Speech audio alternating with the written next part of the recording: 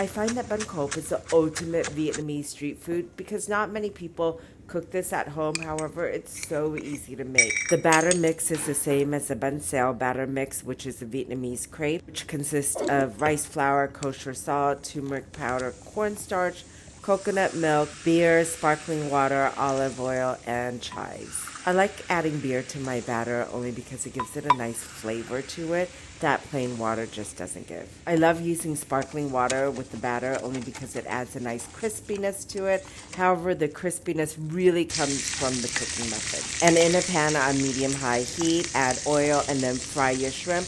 You do not need to season your shrimp only because it's nice and sweet naturally. With this recipe, I use this Bánh Khọt pan I bought from Amazon. So all you have to do is just type in Bánh Khọt pan and all these different types of pans will come up in your search, and they don't necessarily say Bánh Khọt on it. So you're gonna add oil to each hole and then make sure it's piping hot and then pour some of the batter in. You wanna fill it 3/4 of the way full. Add a shrimp to each pancake and then cover with a lid and cook for 5 minutes. So Bánh Khọt, also known as mini Vietnamese pancakes, really you don't need to use just shrimp.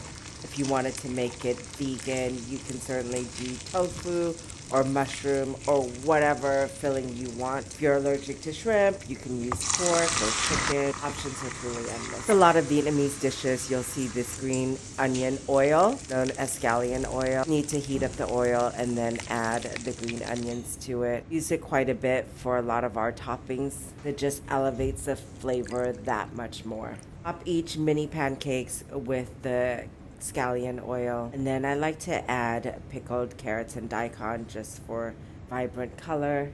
And you can either eat the Bánh Khọt in a bowl or fishing sauce over. However, I like to do a lettuce wrap with Vietnamese herbs and dip it in my fish dipping sauce.